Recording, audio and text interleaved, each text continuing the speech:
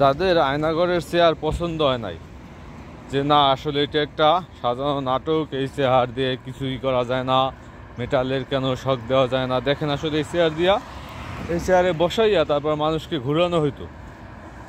তো যাদের আসলে এই চেয়ার পছন্দ হয় নাই বা এই চেয়ার যদি নিয়ে নাটক মনে হইতেছে, তারা যাইতে পারেন, যাইয়া এই চেয়ারে বৈশা কয়েকটা গুল্লো দিয়ে আসতে পারেন, ঠিক আছে? মানে এদের কাছে সব কিছুই নাটক।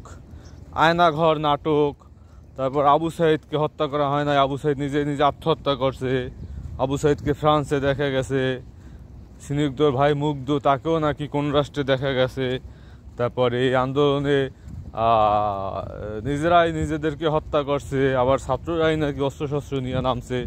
এদের কাছে এদের আসলে নির্লজ্জ বেহায়া, এদেরকে আপনি কিভাবে সোজা করবেন বা এদেরকে আপনি কিভাবে বিশ্বাস করবেন? এরা নিজেরাই তো অন্ধ। এদেরকে আপনি যা কিছুই বলবেন, যা কিছুই সব কিছুই এদের কাছে নাটক মনে হইতেছে। শত শত পরিবারের লোকজনকে গুম করা হয়েছে, এটাও কি নাটক? এটা তো শেখ হাসিনার ক্ষমতায় থাকা অবস্থায় এই যে আপনার যেসব পরিবারের লোকজনকে গুম করা হয়েছে, সেসব পরিবার নিয়ে তারপর কি যে মায়ের ডাক, তারা কি প্রতিবাদ করছে, ছবি নিয়ে দাঁড়াইছে পরিবারের লোকজনের। তো তখন শেখ হাসিনা এদেরকে খুঁজে বাইর করে নাই কেন? এখন এরা বলে কাউকেই নাকি গুম করা হয় নাই, কাউকেই নাকি তুলে নিয়ে যাওয়া হয় নাই, এই ধরনের কথাবার্তা বলে। তো আসলে ওই যে কথা হলো ওইটাই আছে, চোরের সঙ্গে না যে ধর্মের কাহিনী। তো এরা হইলো, এদেরকে আপনি কোনোভাবেই বিশ্বাস করাইতে পারবেন না।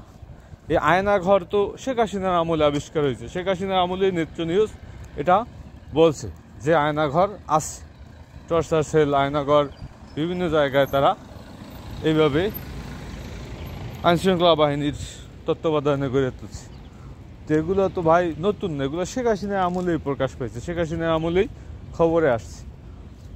তো তখন যদি গুম করা না হইতো, আয়নাঘর তৈরি করা না হইতো, সেটা কিন্তু তখনই তারা বলতে পারতো, প্রতিবাদ করতে পারতো, কিন্তু তারা কিছুই কিন্তু করে নাই। তো এগুলো আসলে এমন না যে ব্যাপারটা যে শেখ হাসিনা যাওয়ার পর শেখ হাসিনার বিরুদ্ধে মিথ্যা প্রপাগান্ডা ছড়াইতেছে। এটা হলো শেখ হাসিনা থাকাকালীন অবস্থায় এই বাস্তবতা ছিল।